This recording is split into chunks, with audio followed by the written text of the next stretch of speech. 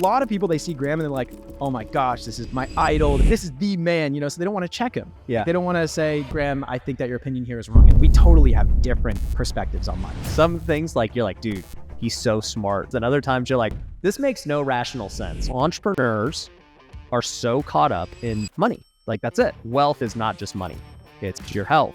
It's your relationships. It's your faith. Older you get, as time goes on, as you acquire more wealth, as you acquire more status, as you have more experiences in life, everything exacerbates who you are becoming. You have a lot of ideas with how your life is going to be today, but I'm 34 now. I do not believe the same things I believed at 24. Most people think the most important question is, who am I supposed to marry? What am I supposed to do with my life? Those are not the most important questions to answer. Right. The most important question to answer is, are you ever concerned about acquiring so much wealth? If you built that crazy place, raising kids there, are you nervous about the impact that it would make on your kids? You went from like being a broke kid at 20 years old, now you're making more money than you ever thought. You and Graham have done a lot of great things together. Like, do you see yourself ever going out on your own? Look, all the love in the world to Graham. I love the guy. But at the same time... What's going on, everybody? Welcome to another episode of the Wealthy Way podcast. Today, I have I'm going to just call him one of the most famous co-hosts in the world. Oh my gosh, Ryan, that is way too kind. Okay, I thought you were going to say I am the most famous. No. But thank you for that incredible introduction. Yeah, we have Jack Selby, co-host with Graham Stephan of the Iced Coffee Hour. Yes, sir. Yeah, it's good to finally have you, man. I've been on the show a bunch, but now I got you on mine. You've spread a lot of knowledge, a lot of gems on the Iced Coffee Hour. We're very grateful for that, yeah. Yeah, no, it's amazing to see what you guys have built. I remember back in 2020, when I first connected with Graham and then, getting invited on the show back when you guys used to do it at his old house in California. Yeah. And just seeing like that set up to like where things are today is kind of funny. You've done it 3 times, right? Yeah. So you were on both the original set that we did at his dining table? Yep. Right? And then we did it on the couch, which was just like the worst set. Like his garage. It was his garage right next to his like actual filming Graham Stephan studio. Yep. And that was pretty relaxed. And then in the actual like the current Iced Coffee Hour studio. Yeah. So I've seen the evolution. Yeah. I've been a part of it. You're I think probably the only person that's done all 3 sets. Well, here we are. Now, what's funny is you and I were talking about this pre-show, but just like, podcast and like how big they're getting and monetization and all these things. And it's funny because like you guys say it on every episode, like, hey, here's how much the podcast has made. And for me, I told you guys, I'm like, I've always told Graham that business is where the monetization really is. It's not in AdSense, it's not in sponsors, it's in like, man, if you got your own business, your audience wants, that's where good money's at. Mm-hmm. And I was just telling you, I was like, dude, honestly, just being on your guys' podcast 3 times probably has made me like 7 figures, like without exaggeration. That's crazy because realistically, that's probably more than the podcast has made in its entirety. And I've only been a guest a couple of times. Yeah, it's crazy. This may surprise a lot of people, but on the Iced Coffee Hour, we don't monetize as effectively as you may think. Yeah. Like, I don't know if I'm sharing something I shouldn't be sharing right here, but every single time I talk to someone else who has a podcast, they share their numbers with me and I'm just blown away. I mean, it's like 3x what the Iced Coffee Hour is usually doing. And it's usually like, if you account for viewership, it's usually not as significant. Oh yeah. I mean, with the amount of views you guys, and I've always said, I'm like, guys, we need to monetize better. Yeah. Like there's so many things you could be doing, but like, even for me, I was telling you, so many people that was the first time they've ever seen me. Mm-hmm. And then now they follow me and then they may not have bought anything from watching that one episode. Right. But the fact that they became aware and then they start watching my podcast or whatever, like the amount of just brand recognition. Yeah. Who knows how much it's made. Yeah. It's hard to quantify. Yeah. Well, I appreciate it because it's a mutually beneficial relationship. I feel like that's something a lot of people forget about. You come on our podcast, we get some views, we get a great episode, we get great entertainment, education for our viewers. Yeah. At the same time, you can get publicity or some top of the marketing funnel or something like that. 100%. So let's talk about like your career, dude, because, you're coming up on your 4th year doing this show. Mm-hmm. And I mean, how old are you again? 24. You're 24. Yeah. So you started this career at 20. Yes. As a podcaster. Yeah. And well, actually, I started the podcast about a year into I work with Graham. So you started to work for Graham. Tell me, how did that even happen? Yeah, I was basically at a period of time in my life where I wasn't super stoked. I was working at a restaurant, going to community college, And I had really high aspirations and dreams. Like I wanted to do something successful, and I feel like my current track was not going to take me where I wanted to be. So I started reaching out to different people, like YouTubers that I wanted to work with. There were only about 3 or 4 that I reached out to. Yeah. None of them got, actually, I'll share this here. Sneeko. Okay. You know Sneeko? Somebody has told me that guy multiple times. I don't, but you know what's funny? Sneeko is? Yeah, my guy. This was like back when Andrew Tate was blowing up. People were like, yeah, so Andrew Tate. I'm like, I don't know who he is. That's how I feel about the Sneeko guy. Yeah, so Sneeko, he kind of like started jumping on the Tate train. So he's making content very similar to Andrew Tate. I would say potentially even a little bit more aggressive, like very abrasive content. Yeah. Okay. But back in the day, he wasn't making content like that. It was very creative, and I really appreciate it because we're also similar ages. I reached out to him, he got back to me. Okay. And I'm like, I'll do anything for you, like you name it, and I'll be there. Like I'll fly you out to here. I'll be your cameraman. I'll help pick up after shoots. We'll pick up girls together. Yeah, like literally whatever he wanted. I would have done it, right? Well, not anything, but most things I would have done. And he was like, what's the catch? And I'm like, there is no catch. And he just didn't believe me. And then Graham, finally, I reached out to Graham. I sent Graham the most amount of emails because I really, really liked Graham. And after like the 7th or so email, he was like, all right, let's do it. Like, here's a little task. If you can complete this task, like that kind of proves you to me that you're a hard worker and you really are. What was the task? So he had a Facebook group that he created, like the Real Estate Millionaire Mastermind or something like that. Yeah, I remember he had a little mentorship thing. And basically people would apply, but when they apply, it wasn't public. So you couldn't immediately join the group. Yeah. You had to basically answer a couple questions to make sure you're like a real person, not just there to promote in the Facebook page because there was like 40 or so thousand people in it. And another one was putting your email. So people would have to put their email. I would copy the email and then paste it on a spreadsheet. So then Graham could then copy the email because they were like opting into a email marketing newsletter where he would then sell his course to them. Yep. So there was a backlog of about 3,500 people, and I seeded through 3,500? Yeah. What was he doing? Well, he tried to hire it out. Like he literally was offering to pay people at the Oppenheim group and a bunch of other like friends and family and stuff like that. Like nobody wanted to approve friend request on Facebook. And they could do it from home, right? And he was offering to literally give them money. He should have just hired a VA. Graham doesn't think like that. He does not think like that. That is not like the type. He could have hired $4 an hour to go approve it. I know. Okay. Anyway. But I didn't do that either, right? But I was also not getting paid. He was like, here, let me pay you. I'm like, no, let me do it for free. Like, I don't want this to just be like an assistant, manager relationship. Like, I want to show you that like I believe in what you're doing and I want to be like your ride or die. Yeah. You know what I mean? So that was kind of the relationship that we started building. I did all 3,500 people in like a day or something. It was literally just like, 18 hours straight. Like my eyes were hurting, but I did it. I sent him the text. I'm like, yo, it's done. He didn't believe me, but I did it. And then we met up and then just slowly over time, like he gave me more and more responsibilities, kept working really hard and showing him that I was devoted. So were you in California already? Like near him? So I grew up in Ventura, which is about an hour and a half away from him. Okay. Yeah. So you were already local to him. And, yes. You start doing these other tasks for him. So how long does it take before he finally like brings you on board? I would say like once I was doing like those email things, like that was kind of like me being like, okay, like I'm kind of on board right now. And then after that, I started editing his videos, and then he just started the Stephan show. It was like right when he started that. And I was facilitating a lot of the content that was being put on there. At the time, he probably had like what, 1 million or 2 million subscribers? I had like 500,000. Oh, really? Yeah, he was a lot smaller. Okay. Yeah. So, and that was it. Like I was just facilitating the help of the second channel, the Stephan show. He did like these phone call interviews, and I would schedule them out, seed through a bunch of interviews of people that wanted to appear on it, and I would pick the interesting stories, like the best people that he should talk to, similar to Dave Ramsey, and just schedule out. I thought the Stephan show is like him reacting to stuff. It is now. Yeah, but it wasn't that out. No, it wasn't that forever. Okay. Yeah. So it was more like a podcast back in the day. It was like 10-minute episodes, so it wasn't super long, but yeah, it was kind of just similar to what Dave Ramsey does, where you talk about someone's financial plan. Okay, I get it. Mm-hmm. All right. Yeah. So you start interviewing podcast or whatever episode guest, and then what happens from there? From there, I was at UCSB, so I transferred from Ventura College to UCSB. I was no longer working at the restaurant because I had matched my income of what I was making there with what I was making with Graham. Like I started getting paid once I kind of had to, like I was spending money because I would drive out to him, and I really didn't have that much money. Like it was costing me like $50 or so You're 20 years old in gas. Yeah. So yeah, I just started getting like $1,200 or $1,400 a month or something like that, and quit my job, went to UCSB. And then I was a full-time student as well as working for Graham, kind of just doing all the second channel stuff. Not all of it, right? He was still doing the reaction content, which he was doing at the time. And I was still doing like all of the phone call stuff. Got it. And then, like COVID hit, moved in with him.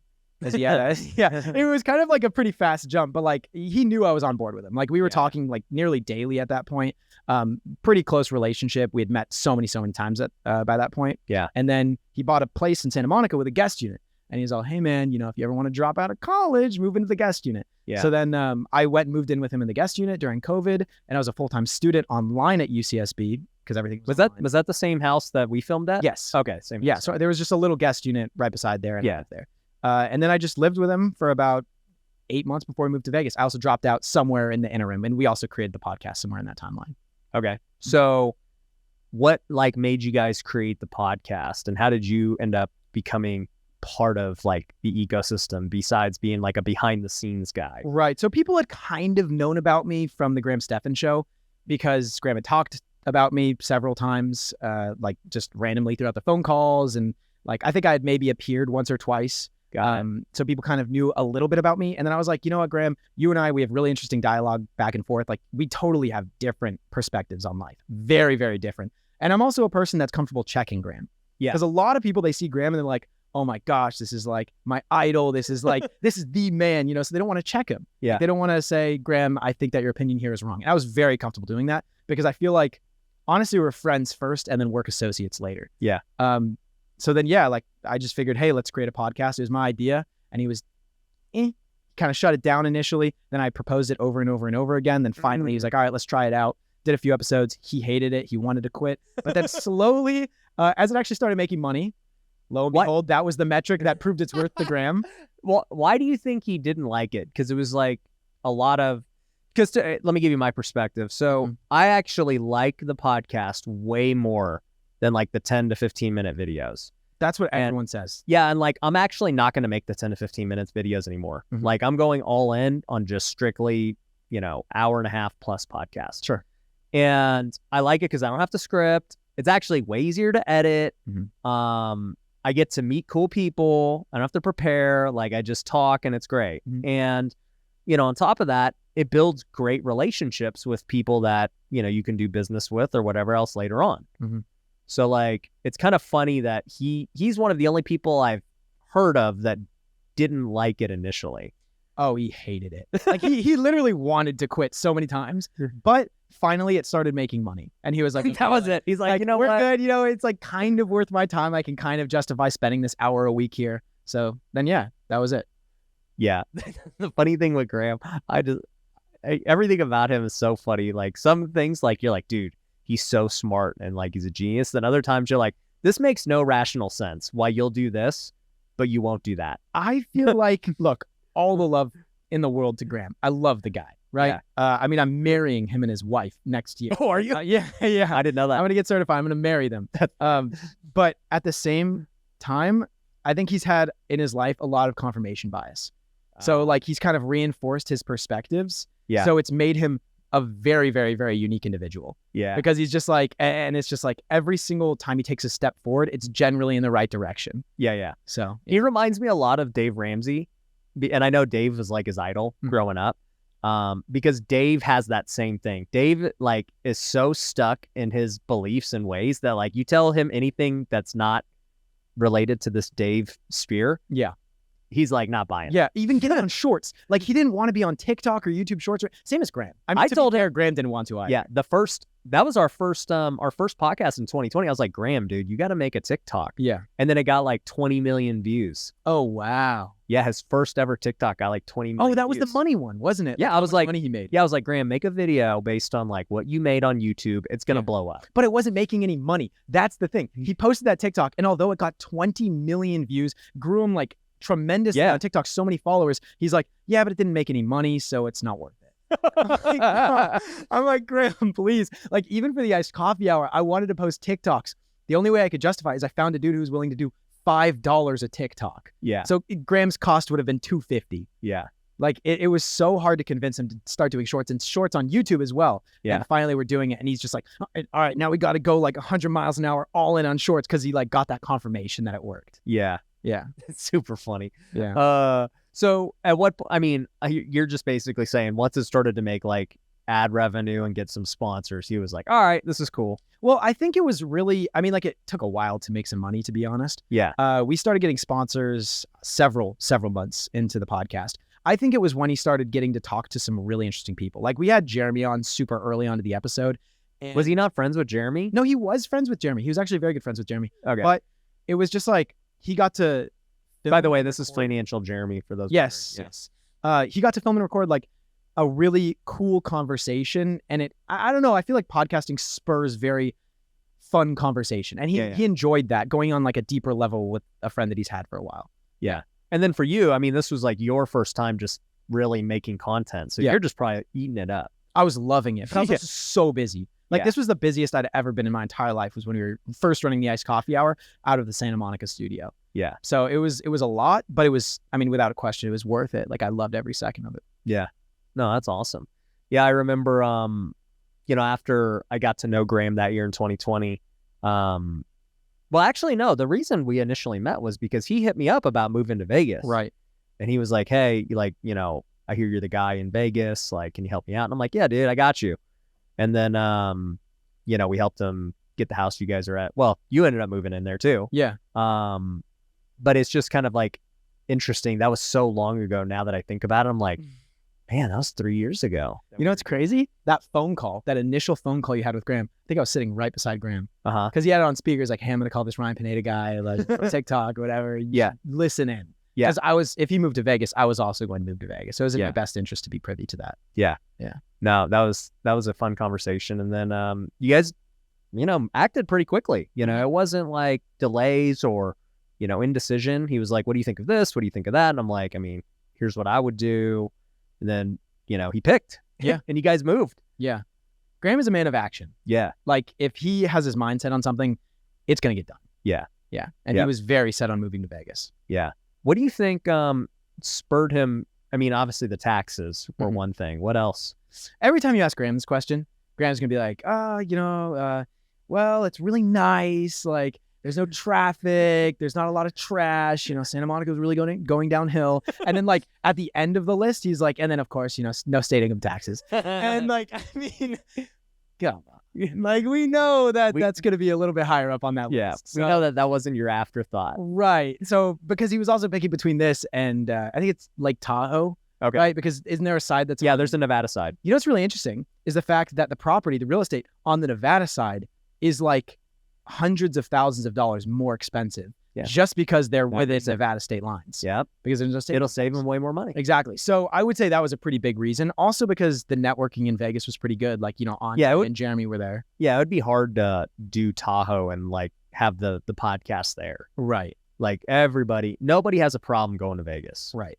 Most of the conversation that Graham and I would have about the move was financially like oriented. Like he would be like, yeah, like this is exactly how much money I would be saving. Like very, very rarely did we actually talk about the potential networking opportunity, but we knew that was a byproduct of moving here. Yeah.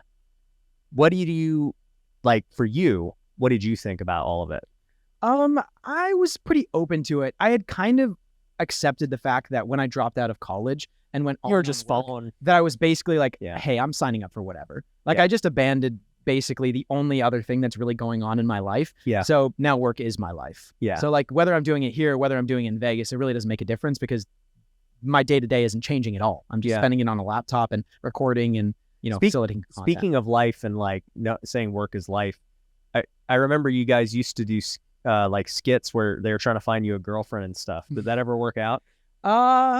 Well, it never worked out to the point of actually getting me a girlfriend, but I did indeed. I went on a couple of dates. Yeah. Yeah. And like, it's kind of a reoccurring topic for discussion. Yeah. Because Graham always says, oh, the retention goes through the roof every time we talk about, you know, a 24-year-old's dating life, which it tends to do pretty well. But yeah, never gotten an actual girlfriend out of it. Man. A lot of the viewers, to be completely honest, it's like 99% dudes. I know. And this is... maybe I shouldn't be saying this, but the type of girl that's interested in finance is generally not the type of girl I'm interested in. But that's not always the case. They're not the baddie you're looking for. Well, you know, just not my cup of tea. That's great. So the podcast isn't doing you any favors. They don't even know about you. No, absolutely not. I have been recognized by girls. Like I'll be out and like I feel like honestly disproportionately I will get recognized by girls. Yeah. When I go out. Yeah. No, that's super funny. I remember, I forgot what episode we did, but somehow it came up during the episode then too. I was like, dude, Jack, you're a good looking dude. Like, why are you scared to like ask girls out and like do this? Dude, it's hard. I will tell you this much. I have gotten so much worse at socializing after COVID. COVID completely decimated like any of the social skill that I had built up slowly over like the first 18 years of my life. It really did. It was so bad. And now for me, the struggle is being able to identify that initial sign of interest from a girl. Like knowing that they actually are interested in me. Once I know like, okay, we're good, she likes me, then I'm okay. Like I can talk and I can like, be smooth. You know what's so funny, dude, is like every YouTuber is like so just like you think that they're the most personable people and all this stuff, but in reality, they're all like very different in person, like in social environments. Mm-hmm. They're good talking to the camera by themselves, doing their thing, or like being in a set and like they know how to perform and do whatever. But then in real social environments for like the full YouTubers that I've seen, I'm like, yeah, these guys they have not been out of the house in a minute. Yeah. Imagine like the quietest, for all the viewers out there, imagine the quietest friend, like most introverted friend that you know. And then like half that. And that's Graham. Like on camera, he's like, welcome to like crazy tonal fluctuations. Like his voice is going all high and then all low. No. Like in person, he's just kind of like, super like morose. Like, yeah. No, it's funny because we in Vegas, we have those get-togethers, and I have to go to more of them. I'm probably the worst at. Go tonight. I'm flying to Miami tonight to go film with Cardone. Actually, there's a Taco Tuesday tonight. I know you guys do it like every Tuesday. Yeah, but this one's a good one because it's being hosted at Lucky's house. So instead of going out to the restaurant, which not really my vibe, it's like hosted at somebody's house. Yeah, no, Lucky told me. But like you guys always do that, right? Like a bunch of YouTubers get together in Vegas and hang out and stuff. And so I've gone to a couple of them and met, obviously, like I pretty much know all of them. So it's cool to catch up with everyone and see how they're doing. But like one of the guys, Spencer, who's been on the show and, good friend of both of ours, Spencer Cornelia, for those wondering, is funny because he was like, we were talking about girls one time too. Spencer is like a total womanizer. Oh my gosh. Well, if he's a womanizer now? What are you talking about? Was he not? Yeah. Really? Yeah. When we were first talking, man, I don't remember. This was maybe like a year or two ago. He was like, yeah, like, so what do I do with girls on this and that? And like, I struggle. Like he was saying some of the same things you just said. Basically, this is what reminded me of it. Right. And we were like, I don't know who it was. It was me or somebody else. But I was like, Spencer, like, it has nothing to do with like what you're thinking the girls really want. Like they want confidence. They want to see you like walk up, like, like you're confident in yourself and what you believe in. And, because he was just like overthinking it so much. Because that by womanizer, in all fairness, what I meant is that is one of his favorite topics of discussion. Oh, yes, whether or not he's successful in that realm. Okay, all right, that's a different thing. Yeah, maybe I misused the word womanizer. Yeah, when I hear womanizer, I'm thinking like Andrew Tate. Oh, I do not. Yeah. Okay. All right, then we are on the same page. Yes. Okay. Yes. Yeah, because we were talking to. Yeah, because he kept bringing up all these things about women. And I'm just like, bro, you are overthinking this way too hard. Like that's what everyone says who's married.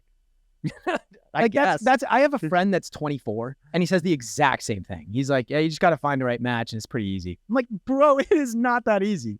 Well, we had the Fresh and Fit guys on and you did? Yeah. Oh, cool. Yep. Cool. So, we had both of them on. We were talking about it and they were talking about how the dating game has changed a lot. Yeah, but they're also in Miami. Yeah. So like it's going to be a lot different there than it is in a normal kind of like suburban place. Yeah. But they were talking about how like, these for their words, like these, if you want to be a high status man and like you have like these high status women, I guess, they're looking for like this extremely crazy standard of a man. You got to look good. You got to make money. You got to have game. Right. At the end of the day, like if you don't feel like you're the leader of the household in any form, right? Like decision making, income, respect and authority. Like I do believe that leads to a lot of marital issues, 1000%. And I mean, even just looking at it from a religious point of view as a Christian, I mean, the Bible talks about this. Like the Bible's like, hey, the man is meant to be the leader of the home. The man is meant to like, be the decision maker. And anytime you go against that, there's always issues. Like the woman should not be making all of the decisions in the household, according to what the Bible says.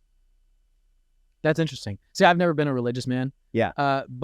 And I can say, and obviously what those guys are not pulling from biblical sources. You know, they're saying it from like subjective sources and science. Mm-hmm. But I'm just telling you, even the religious side also agrees with this. Yeah, it's been, I mean, true to time, right? Like I feel like that's kind of just been the way it's been for a very, very long time. Yeah. I mean, like, so I'm in different groups too of like extremely wealthy people. And so like there are a lot of women who are like the breadwinners, right? Like they're making a lot of money and they all struggle with their marriage because like they kind of look down on their husband because like the husband isn't living up to what they're doing. And it's not his fault. It's like, you're just like really good. You're a beast at what you do. Right. It's impossible for him to have your standard. And like, he's going to feel emasculated going through that. Right. And that's funny you bring that up. You know what's crazy? I went on a date with a girl that's an investment banker. Uh-huh. Okay. We start getting to talking about like gender roles and stuff like that. It's just kind of a fun conversation, right? Lighthearted, fun conversation to have on a first date. But anyways, we start talking about it. And she's like, yeah, I want to be with a dude who makes more money than I do. And I was like, why? She's like, my parents, they have like, my mom makes more money than my dad and it causes a lot of marital issues. Yeah. It makes my dad feel insecure. Yeah. So I don't want my significant other to feel insecure about the amount of money that they make. 100%. And she was like very set on it, but she's also a high earner. She's an investment banker. Yeah. So that was kind of interesting. Yeah. I'd never heard like a girl just straight up say that. So I was very shocked to hear it. Well, and I mean, there's not a lot where that's actually the case, right? Mm-hmm. I mean, men are typically higher earning than women, and just like even societal norms, like the man usually is the provider. And, you know, if one isn't going to work, it's usually going to be the women or they're both going to work. And that's just societal norms. Mm-hmm. But, you know, you do get it where it's like the woman might be the one working and the man maybe doesn't work. Like that's the extreme. To be honest, I would date a girl that makes more money than me. I personally would not have a problem with it. You might have a problem today, but you really think in the future? I think you would be an outlier more than like, you know, if it did work, you'd be an outlier. I think I'm more so impressed and I admire women that are ambitious and driven. So I guess I guess here's two things that would play into it. So in my mind frame, okay, if whatever, my wife was like making more money than me, right? I would look at it two ways. One, I would look at it like, man, I need to step up, right? Like this shouldn't be. Sure. Like I'm not doing enough for me. Okay. So that's number one. I would like put it on myself to level up. But two, I would also look at it like, you know, if I'm doing what I'm supposed to do, like, does she even have to work? Like, why is she even working to begin with? Right. And especially once you start having kids and everything else, like somebody's got to take care of the kids. And so if you both are high income earners working, pursuing your careers, who's watching the kids? You know, your nanny. True. You know, somebody's going to have to sacrifice and watch the kids, or it's just not going to be either of you and they're going to get raised by somebody else. I think it's a difference of philosophies because for me personally, I know that the amount that I'm making right now, I can live with it comfortably for the rest of my life. Like if I continue to make this amount. Yeah. So if my wife makes more or less, like it's not really going to change what I want out of life. Like I don't need luxurious things. I don't need a fancy car. I don't need a super nice house. I'm cool with like a modest house. You say that now. That's exactly, I was just on Max Tuning, or we were shooting with Max Tuning. You know who that is? You told me, yeah. Oh yeah, I told you. He was saying the same as Graham, saying the exact same thing. Yeah, I mean, you're 24. Like when I was 24, I just got married and I was broke, didn't have any money. And even once I became a millionaire, I was very similar to Graham. I was super frugal. You know, I drove a car that cost me $10,000. You know, I didn't eat out and spend crazy money and stuff. But why do you care now? Well, I don't care. I have the luxury to enjoy it now.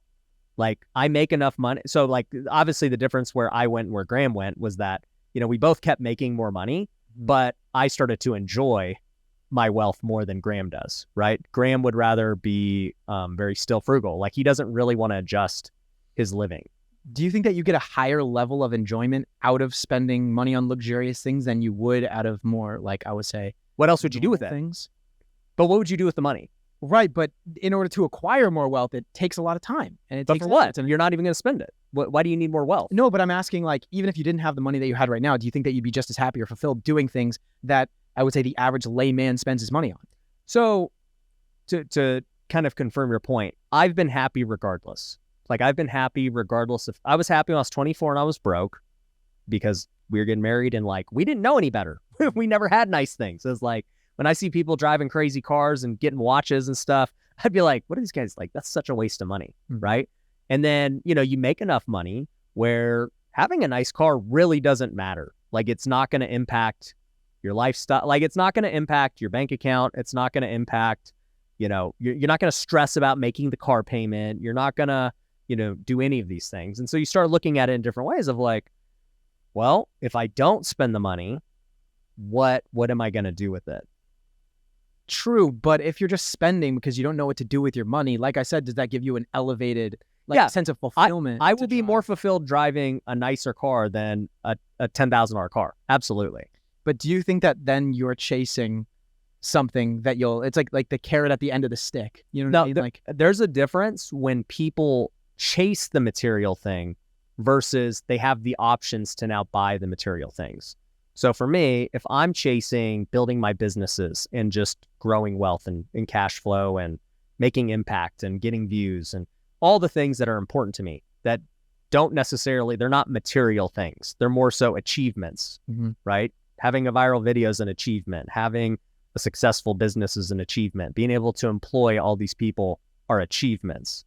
They're not material things, right? If I'm pursuing those and money just comes as a byproduct, then you have to ask yourself, well, what am I going to do with all this money? You think that you're pursuing those and money is a byproduct? Money is for sure a byproduct. So you're not pursuing money? No. Money, like, there's no like, hey, I need to make $10 million so that I can buy this. That has never been like a motivating factor. Money has never motivated me in any way. What people are motivated... That's really interesting. Yeah. What people are motivated by, and this is what science says, is status.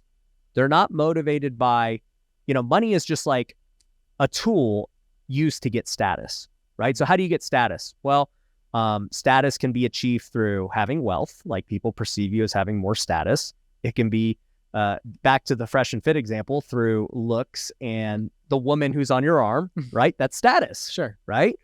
It can be your career and the business you run, and like all of those are status symbols. It could be how many followers you have, how many views you have. So at the end of the day, and then like a lot of people put their status in lifestyle, right? Like, hey, I went on this vacation. I have this car. I have this watch. These are all part of the same formula of humans are always striving to increase their status in some kind of way. Hey, if you're looking to grow your real estate investing business, whether you're just getting started trying to get your first deal or you're trying to scale and get to the next level, you need to join us at Wealthy Investor. We've got events every single quarter that are absolutely crazy. We've got online coaching programs where we have Zoom calls, a community every single week. We give you everything you need to know to start your business, scripts, processes, SOPs, all of it. It's for you so that you can dominate. So if you want to learn more about how to join our community and be mentored by me and some of our top coaches and be around other students who are absolutely crushing it, go to wealthyinvestor.com, apply for a free call with my team. Once again, wealthyinvestor.com, apply for a call today. Do you think that is an empty accomplishment though? Because status can always be increased. You can always get more status. And if you're driven towards status, it's like I heard this quote one time in a philosophy class I was taking in college. You become a slave to whatever you worship. Yeah. So like to go super deep down the rabbit hole. So for me, right, everything for me goes back to faith. Okay. Not necessarily like any kind of material thing. Like I'm good with all the material things I've got. I don't need any more material things. Does it mean I'm never going to buy a material thing again because I've bought everything I could need? No, like you're always going to keep buying more things. You're going to keep eating. New things are going to come out that you buy, whatever, right? You're going to upgrade. Those things are all going to happen. But like with faith, that's one thing that you're always going to be running towards. You're never like set on your faith and like this is, I've achieved the maximum a level of faith, whereas like other religions might say like enlightenment, like you never fully get to wherever you're going. You're just always on the journey to get to basically the highest level that you can of like, man, I want to strengthen my relationship. And if I pursue that, if I pursue growing closer to God, all these other things are going to happen as a byproduct. Mm-hmm. Now, it doesn't mean you're going to go like make all this money, but if you're pursuing getting closer to God, you're going to be a better husband. You're going to be a better father. You're going to be a better boss. You're going to make a bigger impact on your community. You're going to be more generous. So like all of the character traits that, you would desire are going to come as a byproduct of pursuing that. Got it. Now, guess what? In the end, even though like that's what most would define as like the most, I guess, selfless way of going about it, even still, that's like a form of achieving better status. You're trying to increase, your faith and your standing in faith. Mm-hmm. And it's not like I'm competing against me and Jack of like, my faith is so much better than Jack's. Yeah. But I am trying to increase like my faith to God. And get closer to God. So it's like that's still status when you really look at it. Mm-hmm. So, at the end of the day, I think that, for you, it's like a lot of people put their status, not for you, but like, let's just say, Graham, for instance, mm-hmm. like it's very clear that he is pursuing wealth. Mm-hmm. That's what he's built his whole life around. Every decision he makes is revolved around, does this make sense? Acquiring of wealth in an ethical way. Yeah. Does this make sense or not? Mm-hmm. Based on my goals of trying to achieve wealth, does this help or hurt? Mm-hmm. If it hurts, I don't want to do it. If it helps, I'll do it, And so that for him is like his number one driver of status. Like, and I've even talked to Graham about this before. I'm like, do you care like how many followers you get or things like that? He's like, not really. Like at the end of the day, more views isn't like the goal for him to be like known. Mm-hmm. The goal is more views makes him more money. Right. So that's why he pursues more views. It's not, but like I would say for me, like I pursue more views and everything else because I know it will make me more money like in my businesses in a different way, but also it's going to help me make way more impact. Like I'm going to be able to talk to way more people if I just get a lot better at creating content. That's an interesting way to put it. And by the way, just to fully disclose, I'm just curious. Yeah. It's not like I'm necessarily disagreeing with you. I'm just really curious about why people think the way that they think and why they are the way that they are. Yeah. But that's interesting. That it's not about the actual like acquiring of wealth for you. It's more so about impact. And I think a lot of wealthy people share that idea. Well, and also too, a lot of wealthy people do pursue like a certain amount of wealth and then they get there and they're like, oh, which is hence why I was saying like the carrot thing, Yeah. It's like hanging out of. Yeah. They get there and they're like, all right, this still doesn't do anything for me. I'm just as depressed or happy mm-hmm. as I was tens of millions of dollars ago. So now what? And so then they realize later on down the road that, oh, I need to pursue other things that are a lot more fulfilling, right? But to go back to like the original question of why even spend money on a nice car or a nice watch or nice restaurants or vacations and everything else, I somewhat said, well, what else are you going to do with the money, right? But, the same is true of you don't have to spend it on like watches and things like that. But if you're going to pursue making more money, there has to be a purpose for it, mm-hmm. right? And your purpose is either going to be, oh, like I want to buy nicer things, or hey, I want to donate it all, or hey, I want to go build foundation. Like I had Tim Sykes on, one of his driving factors is he wants to plant all these schools in, I forget, maybe it was the Philippines or somewhere, but like he's planted like 70 schools. So he's just like all about it. He's like, right. Bro, I need to make more money so I can plant another school, right? For me, like we funded quite a few church plants. And so it's like, I know for me, the more money I make, the more churches I can plant, the more things I can do. And, I still also enjoy buying nice things too. But, if I ever started to buy so many things that I wasn't able to go do this, there'd be a big problem. Sure. Right? Yeah. So drop in the bucket. Yeah. So it's like the moment this ends up stopping me from doing this, I'm not getting this. Are you ever concerned about acquiring so much wealth? And if, let's say, you were to live in that massive place you wanted to build on what you call it, your mountain. Yeah. Yeah, your mountain. If you built that crazy place, raising kids there, are you nervous about the impact that it would make on your kids? Like, looking down onto the entirety of Las Vegas and like going to private Looking school. down on the peasants. Like it's really a thing. Like, No. used to be a thing back in the day. It's like the richer, the more wealthy people would live higher, like elevated higher, because they wanted to look down on people. Yeah.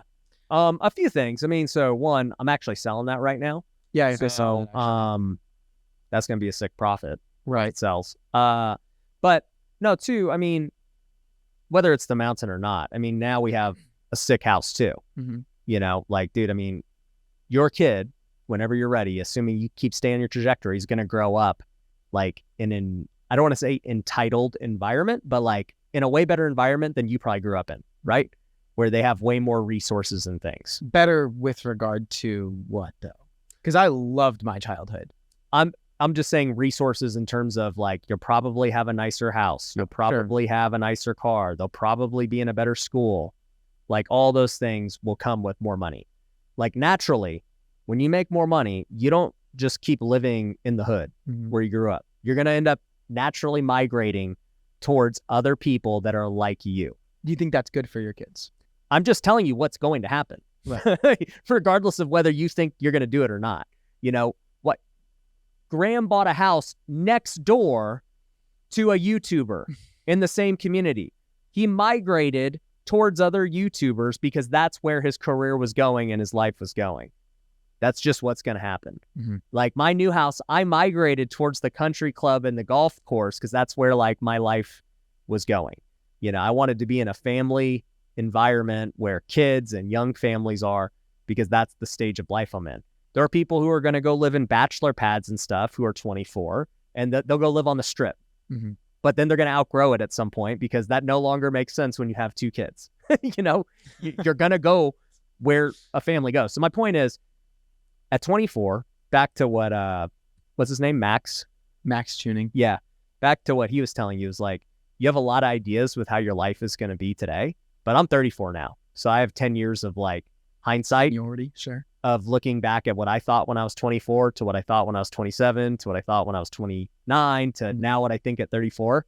And you just start to realize like, I don't know where my life's going to be. I don't know where my life's going to be at 44. I have no idea. But what I am sure of is I would hope I do not believe the same things I believed at 24. Yeah. That means I didn't like learn anything. Right. I would hope I get smarter and like say, dude, back when I thought that, I was so stupid. That's what you should hope. I am a huge proponent of that. Like switching your beliefs over time. I think that's huge because that means you're actually learning and developing and growing as a person. Well, and your life is going to change. You're going to get a girlfriend and a wife. True. And kids. And you might leave Vegas. You know? Yeah. You might get burnt out of content. You might, who knows? Yeah, you can really never guess where you're going to be in the future. That's another thing where I've been realizing lately, it's like, I don't want to spend so much time planning out what I think my future will look like because you really have no idea. I mean, if you asked me 5 years ago where I think I would be today, I mean, it wouldn't even be close. No idea. It's funny. I was actually, there's a Proverbs I posted the other day on social media that basically said like, the fools spend all this time planning for what they're going to be doing in the future. And they tell everybody about all their grand plans of success and all this stuff. And then, as we know, very rarely do people's plans actually play out, right? All these things happen that are out of your control. Your desires change. It's no longer what you want to do. It's like all these things happen. And, the wise just kind of like move in silence and like, they pursue their goals and they do their thing. And then, they just kind of let their actions speak for themselves. They don't need to tell people all the cool things they're gonna do. People start telling them like all the cool things they are doing. That's interesting.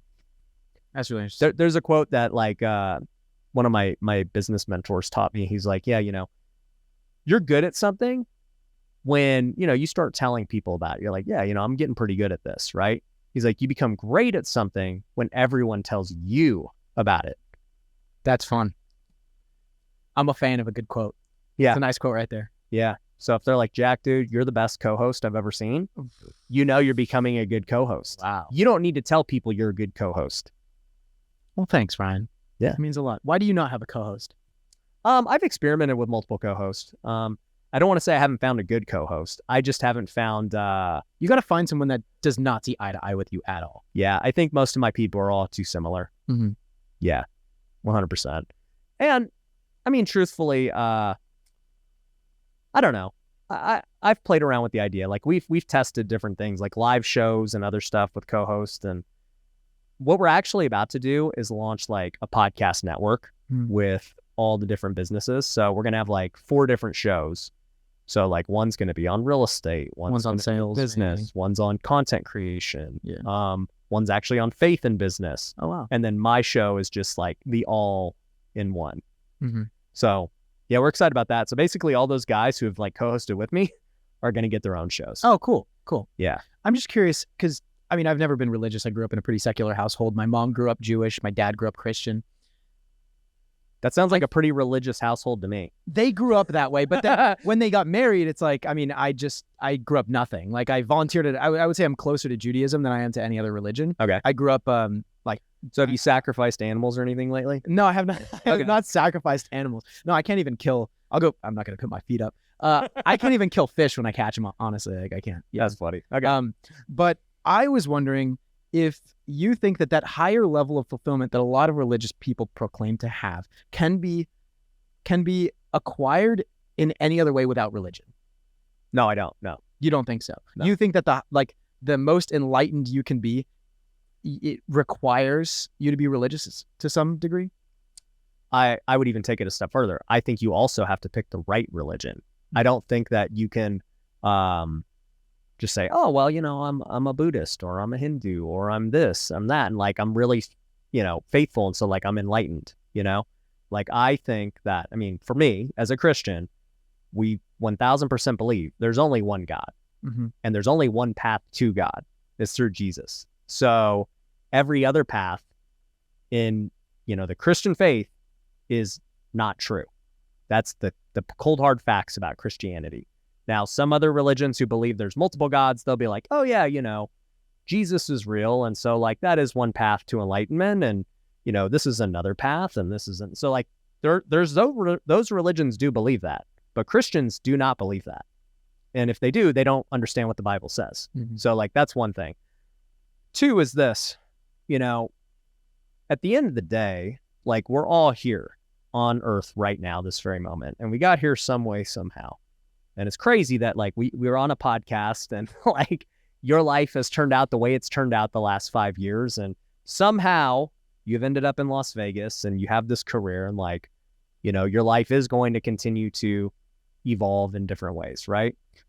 But, you either believe that you got here by just accident and you're going to vanish as soon as you came, because in the span of, thousands of years or millions of years, however you believe it, or in our case, since we believe that there's stuff after the afterlife, the span of eternity, then you know that life on earth is like this, is literally like a blink of an eye, even if you live 100 years on earth, that's a blink of an eye in eternity.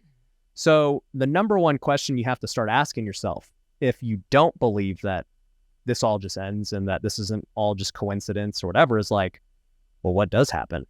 And that's a bigger question to answer than what am I going to do with my life here, right? Like, what am I going to do the next 20 years of my life? It's an important question, but I would rather want to know, what am I going to do for the rest of eternity?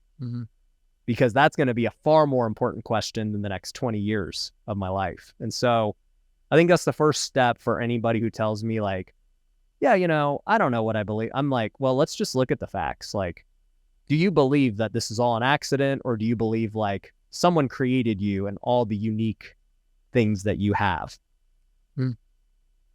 Makes sense. Yeah. I mean, it's interesting. I never really get to talk to religious people about their religions. So it always kind of interested me. Yeah. I mean, once you answer that, and if you say, no, I just think, because like there's 2 paths. Like, there are people who are atheists and they say, no, this is all just like, chance and whatever. And I'll be like, that's a bold claim to even believe that. Like, that's a more bold claim to believe that than faith. To believe that this just all happened by accident and that like you have a mind and a personality and like distinct traits and that like, your parents came together and their parent, like just when you start really thinking about the whole thing and you're like, so wait, you're telling me that like all this just happened and like there's nothing else? And like it still doesn't even answer the question of how we got here, right? Like you're still like, something happened. There was a creator at some point, like something created all of this.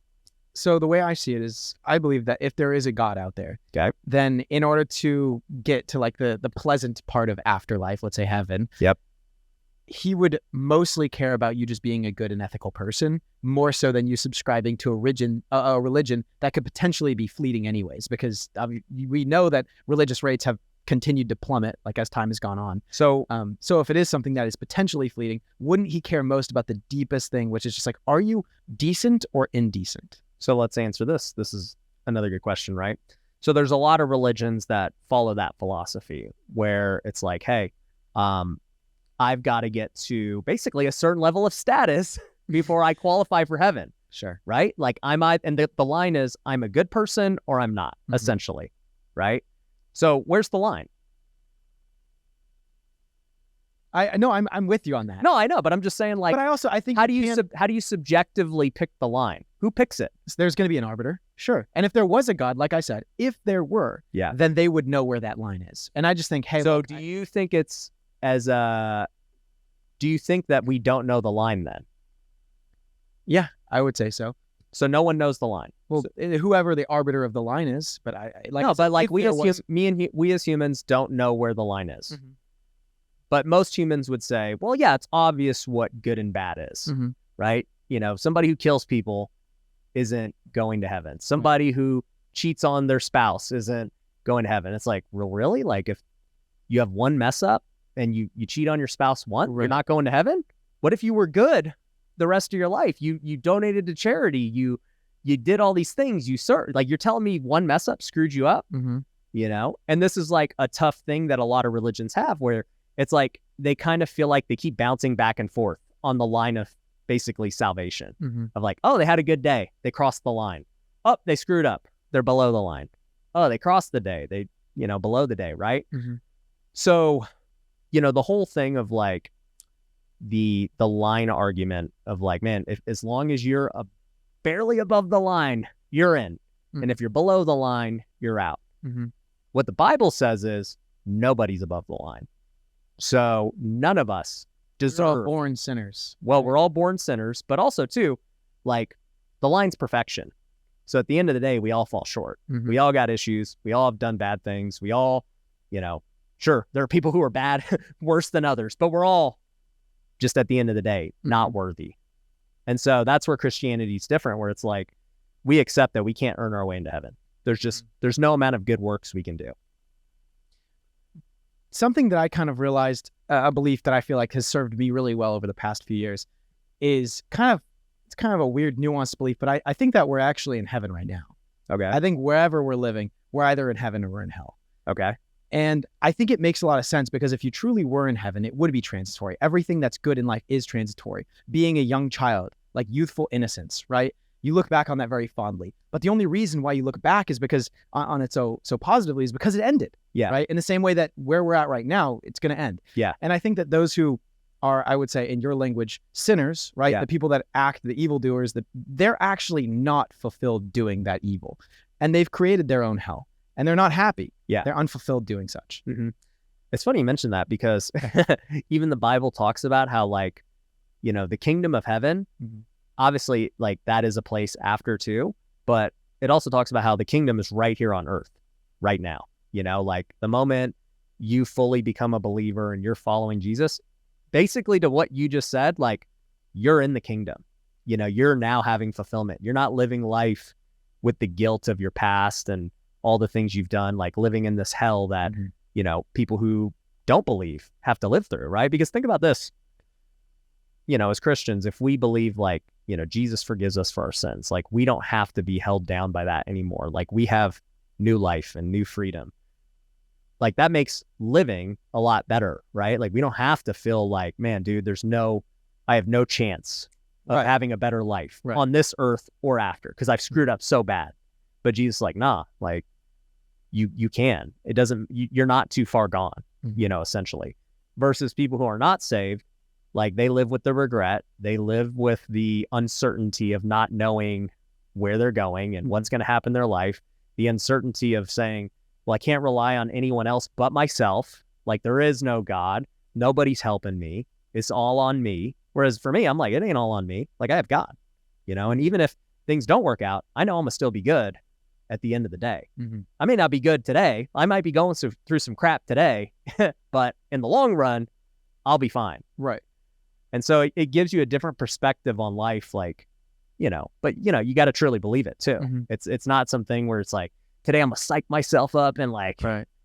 Whatever. So hence another reason why I believe there can't just be like a heaven and hell. Like, it's kind of a spectrum, right? And the more good that you do and the more fulfilled that you feel like you're going closer to heaven. I feel like that's just life as it is right now for everybody. You create your own heaven and you create your own hell. Right. But the question is, what happens after life? But here's another thing. What if you fall short of the line, right? And you get sent to hell, like you're a sinner, right? Like a really bad sinner, and you're not religious or whatever, you get sent to hell. Yeah. Do you ever have a chance to redeem yourself to go back to heaven? Because this is a very short, relative blink to of an an eye. afterlife, it's just, it's a negligible amount of time. Yeah. You will find differing opinions on this. There are extreme, and I'm only talking from the Christian point of view, right? Because other religions believe like resurrection, or not resurrection, but like reincarnation. Oh, sure. And all that stuff. But as far as Christians go, most would tell you like, that's it. There's just two choices, and however you chose to believe and live today is going to dictate that. And then there are those that believe there's going to be another chance for those people based on certain scriptures that they interpret a certain way. So, for me, I don't want to worry about hoping for choice number two. You'd rather make good with the time being. That makes sense. Yeah, like, I already know what it says, and like, I believe it. So I'm not even going to worry about choice number two. I think it's beautiful. Like, seriously, it seems like your religion really, really serves you.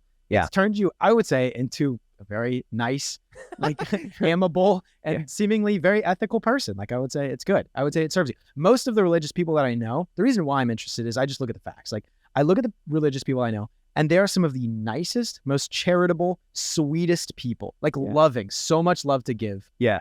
So I'm like, okay, like, this can't just be a coincidence that all of the Christians that I know are like this, or all of the Jews that I know, like, I admire them, Yeah. So, yeah. I would just encourage you, at some point, like, really start thinking about it, because it is, truthfully, if you, like I said at the very beginning of this, if you believe that this is not a coincidence that we're here, then it is the most important question you need to answer. It's not, most people think the most important question is like, oh, who am I supposed to marry? What am I supposed to do with my life? Like, all these things. It's like, no, those are not the most important questions to answer. Right. The most important question to answer is what happens after this. Sure. And a good book you should read is called Purpose Driven Life. Okay. By Rick Warren. And it just talks about like, what is the purpose of life? Yeah, I would check it out. Yeah. Yeah, I've been reading a lot lately. I've been finding a lot of enjoyment in reading. It's like one of the best-selling books of all time, period. I think I want to say it sold like 30, 40 million copies. It's a lot, dude. Jeez. Yeah, it's a classic. Even for just people who aren't Christian, like, it's just a good book. Okay, cool. But anyways, I could talk about faith all day, and but to bring things back to just your story and the podcast and your development and everything else, like, you've been through a lot these last 4 years. You've seen your life change. You've moved. I remember when I was on your show, maybe the second time, you were thinking about buying your first house. Yeah. And Graham was totally against it. Yeah. And I was like, bro, do not listen to him. That's because he wanted me to live with him. He wanted rent. Wanted my present. Yeah, he wanted rent money. He wanted rent money. So it goes back to his status. Exactly. That he's pursuing. But are you glad you bought? Oh my God, I'm so happy. I am so happy now. Like, it literally, it's not just about like acquiring a property, a good deal, sure, a great rate, but it's also just like the freedom of having my own place. Yeah. A place that like truly feels like home. Honestly, when I was living with Graham, I am endlessly grateful for the amount of like charity he gave me. He let me stay in his place mostly for free for 99% of the time I lived with him. Yeah. But yeah, just like freedom of my own place, and like a place that I feel like it's actually my home. Whereas when I was living with Graham, I'm like, okay, like, it's a 30-some-year-old You can't dude do whatever you with want. his fiance. Yeah. And I'm living in this house. I feel intrusive. Yeah, I'm a third wheel. Yeah. So. Yeah. Super funny. No, that's cool. So did you buy another property too? Nope. That's the first and only property I've bought. I'm considering to buy another property, but realistically, if I were to do that, I would probably try to get something like multi-unit. Yeah. Because I feel like it just makes more sense. If I spend so much time trying to get a deal on residential real estate, it's like, yeah, I don't know. It wouldn't be the smartest thing. Yeah. No, that's cool. So what are some of your goals now individually? I mean, obviously you guys want to grow the business and the podcast and everything else. My goals individually. Well, I think it would be nice to find a girlfriend, to be honest. I mean, we're talking about it. Yeah, that would be pretty nice. Another thing is I'd like to become better read. Like as a kid, I read a ton. And then I went through Harry Potter or what? No, well, yeah, like a lot sure was fiction. It was just like, children's books, stuff like that. And then as I grew older, I was like, what are you reading, Rich Dad, Poor Dad when you're 12 years old? Like, what are you doing? No, but like I really was a huge reader all throughout high school too, just mostly fiction. And then I gave it up throughout college and everything because it became more of a responsibility, a chore than it was something I did out of, enjoyment. Yeah. And then now I'm getting back into a phase and I love it. And it makes me so happy. It's like therapy. Reading really is like therapy, as is journaling. So I want to get consistent with journalism. How many books a year do you read? Well, this year I'm at, I really started this year like in February or March, and I think I'm at like 7 or so for the year. Okay. Yeah. Nice. Yeah. I can tell you reading's great. I don't even know how many years I've read heavily, but I've read at least 30 books a year since 2018. Do you audiobook or do you? No, I read. Do you read on a Kindle or do you read the actual? Kindle. Yeah. Kindles are great. Yeah, I like the Kindle. Mm-hmm. I like it because I can read it in the dark. You can take notes. Yeah. And I just throw it in my backpack and I can just, on the plane, whatever books I want to read, and it's small. So yeah, I'm a big Kindle guy. For those that say that you cannot read, let me tell you this, okay? I started reading, like I said, back February, March. It has really revolutionized the way that my brain works. Oh, yeah. Like, even if I wasn't reading the most complicated or like dense books that are like instilling this philosophy into me, I still feel like it has made me view the world from a completely different perspective. And it's unlike any other form of media that you can consume. It's not like a YouTube video. It's not like a movie or a TV show or like music. Yeah. Like it really gives you an in-depth perspective of the author that you're reading. And it really, it has done tremendous stuff to me. So I would recommend you read. If you think that you can't read, I have news for you. You think you can't read? You're wrong. Because people's attention spans are so bad nowadays. Oh, like I'm growing up like kind of on the cusp of like, okay, TikTok and like, short form content and stuff like that. But the people that are younger, like I know people that are like 18, 19, right around that age, they just think they're incapable of reading. Everyone thinks that they have ADHD. Not to say you don't. Could be a thing. But everyone thinks that they have focus and attention problems. Yeah, most people think that they do. Yeah. You can read. Newsflash, you can. It's a muscle. You have to work it out. You're not just going to open up a book and be a perfect reader. Like, what I found for me, and so like, to your point, we live in this world of distractions. Mm-hmm. So it's like, anytime I ever tried to do audiobooks, I just get distracted. Like, I'll start listening and then like, I'm looking at other things. I start watching TV or something. And I'm like, I don't know what they just said. Yeah. So like reading makes me focus in only on reading and like, really gathering the information and storing it. And so yeah, I keep a track of everything I've read the last like 6 years. I think I'm at like 13 books right now for the year. That's really good. Yeah. I was chipping away at a book that took me a long time because it was a hard, dense read. And honestly, like, sometimes you don't enjoy it. Sometimes I was forcing myself to read. Yeah, you should just quit reading that book. I finished it. Okay, well, I'm just saying, like, if you're not feeling it, just pick it up. It's like there was an ebb and flow to it. Like, sometimes I was enjoying it, sometimes I wasn't, but it's a classic piece of literature that I feel like, okay, I should probably read. What book was it? Crime and Punishment. Okay. Yeah. I think I read that in high school. Yeah, great book. I love it now. Like, now looking back on it, I'm like, I'm so happy I read it. I don't even remember what it was about, but in high school, I actually just read the Cliff Notes. I never read in high school. Yeah, because it was a chore. Yeah. There was some study that was done that shows that people absorb like 10x the amount of knowledge when you're learning on your own volition rather than being fed something because you have to, like, school or whatever, or your parents are telling you something. Yeah. No, 100%. So what do you think about like the future of content? Because my opinion is this, like, I think obviously, like, I think we're going two extremes. I think that podcasts are taking off. Mhm. I think that people love podcasts. I think they're like actually wanting longer and longer podcasts. Like my podcasts all were an hour. And then like I look at all the most successful podcasts and they're like 2 or 3 hours. Mhm. And I'm just like, knowing that YouTube wants watch time and all this stuff, I'm like, okay, I guess you just feed the beast what it wants and it'll recommend it. So like I see that extreme. And then I see the extreme of short form of like people just want dopamine hit after dopamine hit and like that.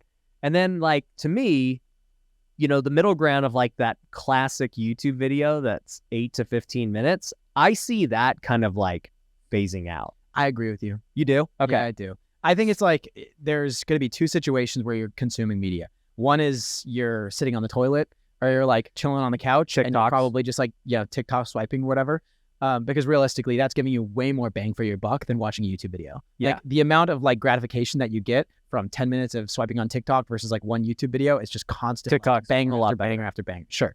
And then the other one is when you're at the gym or when you're driving or when you're trying to learn. You can't watch it's a different setting, right? Like I feel like there's very rarely a middle ground where you're like, okay, like I have an extra 20 minutes to spare. May as well try to find a good YouTube video rather than just like testing your luck. What does Graham think about that?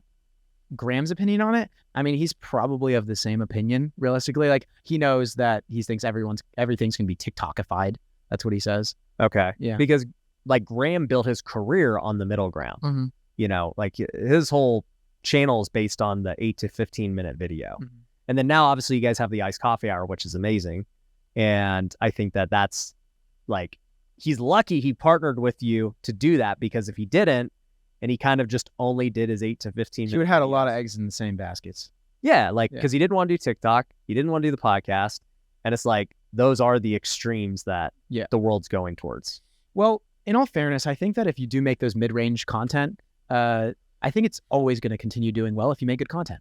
Yeah. I think realistically, look, if you make banger content, people will find it. Yeah. Even if it can't be on YouTube, if it's so good that people will fight to see it, it's going to get viewed. Yeah. It's just you're competing with some very, very, very hard things to compete with. Yeah, you're competing with Mr. Beast or TikTok or podcasts. Like you can still make mid-range content, but it's just you're just gonna have to like, since there's so much more content and algorithms are getting so much better, you got to be that much more better. So this is what we teach all of our clients. So we have I was telling you earlier, we got a company called Pineda Media. Mm-hmm. And so for any entrepreneur, we will literally do your content for you. And we're only doing the two things I just said, short form and podcast. Mm-hmm. We don't even want to work on the middle ground because we don't think it's like the future.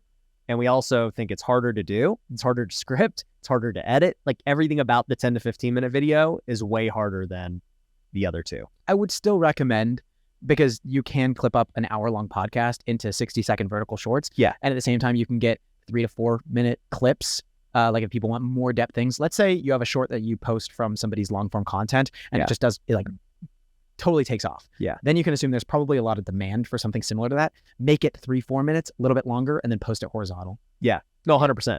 But it all goes back to, if you film a podcast, you're going to get all that within. Yes. Yeah.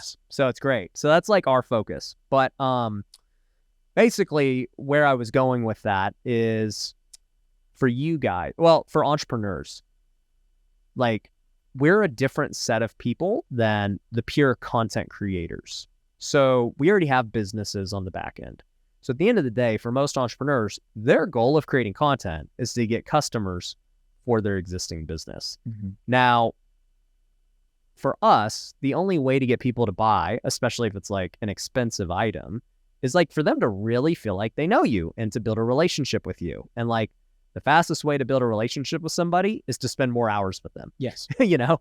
And so like the only way to really do that is, you know, podcast. And then for me, I'm like, I always tell our clients, I'm like, short form is just like the marketing. That's just like, let's get people aware of who you are and that like they're seeing these clips that they want to see like the full video on. Mm-hmm. And then that leads them to the podcast. And if somebody watches 10 podcast episodes, they're obviously interested in whatever you're saying, right?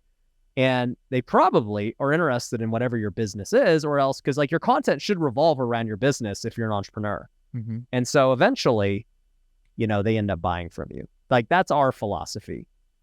I think that makes a lot of sense. I mean, that was funny enough. That was the main value prop that I had for Graham creating the Iced Coffee Hour. I was like, yo, you have scripted content. It's like all that what you do. People don't connect with you. and you have this huge platform. Like you want people to be fans rather than casual viewers. So you create the iced coffee hour, which it's more like a tutorial. His 10 to 15 minute videos are like, hey, this is like information. They tune in to learn. Yeah, this is information. You're not learning about Graham the person or anything else. Yeah, and I think that two things are huge contributors to actually building fans rather than casual viewers, which is how candid is it and how long are they spending with you. So that's why, like, if you look in the timeline, people that are on Twitch, they have crazy fans. Like, oh my God. They're spending hours with them. Yes, and it's super candid. Like, it's like immediate, like you tune in and you're watching them do it in real time. Yeah, you're like hanging out with them. Exactly. So I thought like Graham's scripted content, like mid-range content, he could use a podcast where he's more authentically himself. And I think that it would turn the casual viewers into fans. Yeah. No, I agree. I always like, we had a graphic at our workshop. I was like, hey, okay, so it starts with short form. That's how people become aware of you. Then they start to consume your medium form. That's where they start to like know you a little bit better. You're able to give more context to maybe your short form videos and teach them a little better. And then, the long form is where they actually become fans. Yes. Like at that point, after they consume long form, they become fans, which also is another word for customers. Yeah. And they're going to buy whatever your product is. Mm-hmm. It's interesting because if I get recognized by somebody out in public, they generally know a lot about me. I know, right? Because it's not just like they're tuning in to like hear my explanation of like what brokerage is the best or whatever. It's like they actually know, oh my God, you recently got a place, or like that's a really cool that you got gifted a watch by Liver King, or like this, like they know. Hey, do you still have that? That's it. Yeah, that's it. Have you seen it? No, I'll have to check it out. Yeah, actually, I'll show you after the podcast. Yeah, show me. Cool. But it's Rolex, right? Yes, Submariner. Yeah, yeah, dude, that's awesome. It's crazy.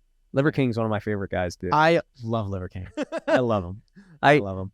I got to interview him after the controversy, and just like, people were hating, but I'm just like, number one, I mean, dude, look at him. Like, if you believed he was just, eating eggs and liver, and that's how you get super jacked, then you're more dumb than him, right?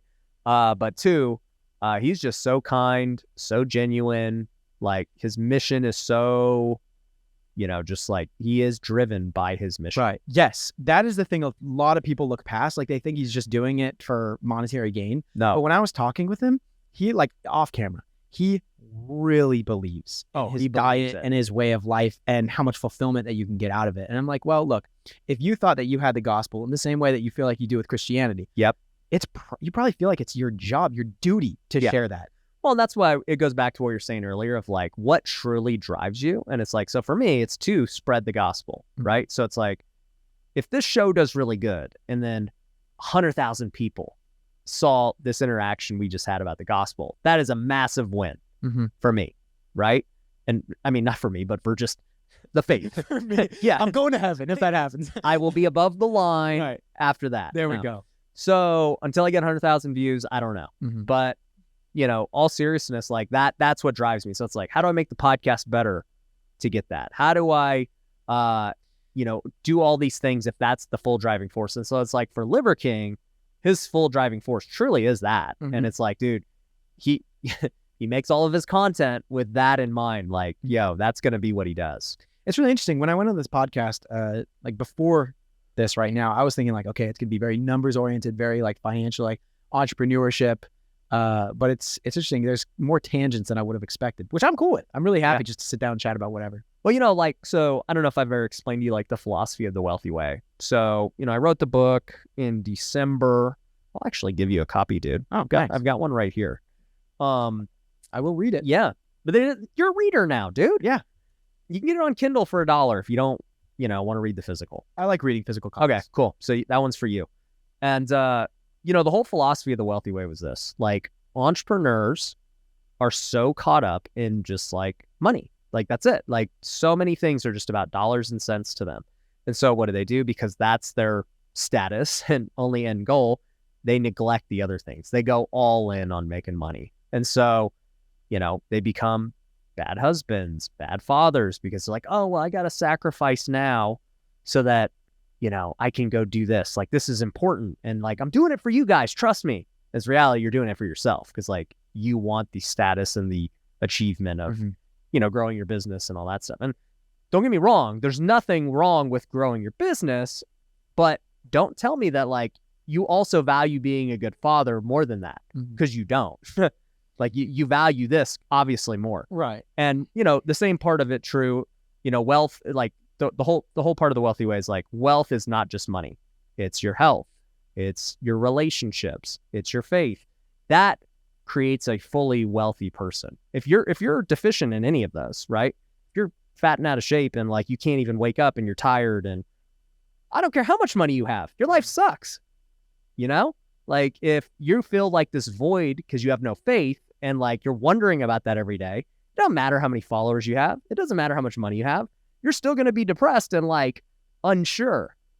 So like to truly be wealthy, you've got to have all these things. You are 100% speaking my language. I think about this a lot. And that's why I try to make it a priority to not always be focusing on acquiring more money. Yeah. Because I feel like if that is my main priority, like that is my true north, then I just know for a fact I'm going to be severely lacking in other areas of my life that are just as important. Good relationships, like personal development, learning, stuff like that. Yeah. Also, kind of reminds me, have you ever seen like either Ozark or Breaking Bad? I've seen Ozark. You know how the main guy, he justifies laundering money and stuff like that. He's like, I'm doing it for you. We can make a lot of money. You're safe with me. And he holds on to his kids, but continually puts them in horribly dangerous environments. He says, you're safest when you're with me. It's kind of like that. It's like you focus on obviously not exactly like that, but it's the same archetype of like, okay, I'm focusing on my business for you guys. And he's so oblivious to the fact that he continually puts his children in the worst case scenario. Yeah. Well, you start to tell yourself a lie, right? And I think entrepreneurs do that. And they're just like, oh, but I have to sacrifice now because later on, then it'll be good and we'll be able to. And it's like, well, for one, your kids, you're never getting the young years back. They're old at that point.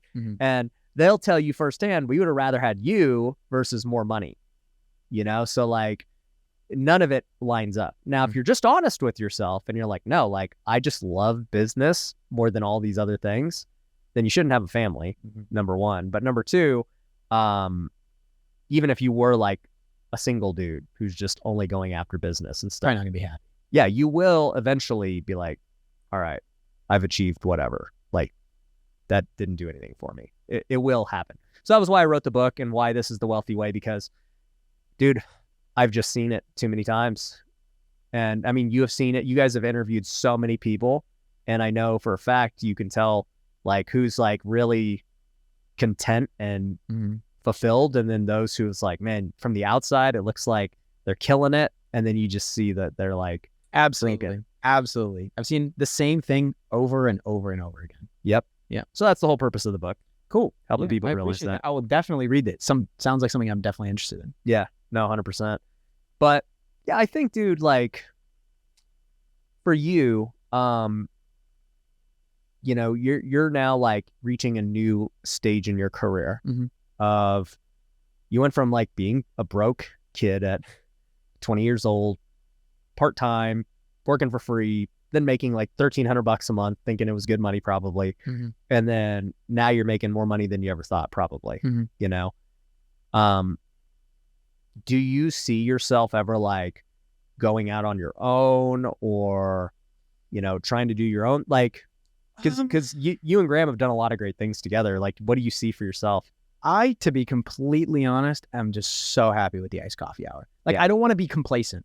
And I know periods of time in my life where I have been like I find myself in complacency, I become so unhappy. And that's when I make those huge changes. That's when I move in with Graham, right? That's when I drop out of college. That's when I send Graham that email in the first place. It's like, it turns into massive action when I become complacent. I don't think I'm complacent right now. And I just truly love the iced coffee hour. I feel like we're actually making good impacts on people. Yeah, 100%. People are learning things. Also, I don't want to make vapid content because, to be honest, make what? Vapid. What is that? Empty. Empty content. Vapid. Yeah, because that's a new word for me. Vapid? You read that in a book? No, I probably just learned it in school or something. You know vapid? Oh, okay. Well, yeah. I don't want to make content that is pure entertainment value because I see a lot of creators that go for the pure entertainment value. And in my twisted mind, I somehow deem it as like, is this the most ethical thing that they could be doing? Like, what are you doing? You're taking people's time. That is a super twisted, like logical, like who knows what that is. But that's a lot of the times, like that's the way my brain works. I'm like, what is the true impact that I'm having on society? And if I make content like going and like, you know, some like Tinder thing or whatever like that, like, I don't think that I'm true. Like the only way I'm improving people's lives is just like giving them quick dopamine hits. Yeah. And I don't think that's even good for people in the first place. So I would like to make sure that whatever I'm doing, if I am creating content, that it actually has like a benefit on society rather than just strictly entertainment value. So I agree. And that's why I don't do like a ton of like just random entertainment stuff. But what I'll say is like, it goes back to like, what is your like overall driving force, right? So like you guys have got to interview Mr. Beast, right? So it's like Mr. Beast just makes entertainment content. Yeah, but I think it's ethical because think about what he does. Like he promotes charity. Yeah, he gives away money. But like that. Even if you take that away, it's, let's just say he's doing pure entertainment. Like his whole agenda is like make as much money as possible so that he can make even more videos and keep growing the business, start new businesses around that. And then like his real end goal is like, I want to give to the trees donation thing that he has. And like, he's got all these charities he needs to make more money so he can give more money away. Like essentially he just wants to make more money to give. And that's what drives him to just make better content. And so like, he knows if he gets more views, he'll make more money, that he can give more money away. And it's just this cycle. I think that makes sense. Yeah. I guess it all just kind of depends on what your true north is.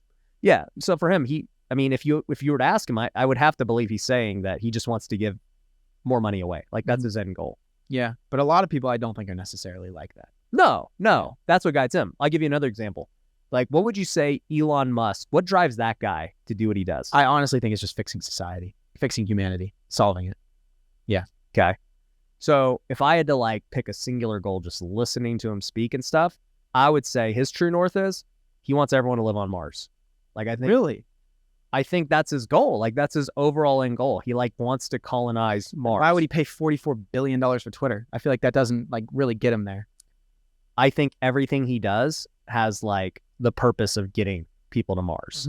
So, you know, Tesla, it's like and I think it just because you have like one singular goal doesn't mean that you can't do other amazing things too, right? That's fair. So like Tesla, obviously it, you know, has revolutionized cars, it's clean energy, like all that stuff is amazing. But guess what? It made him the richest man in the world. Right. Right?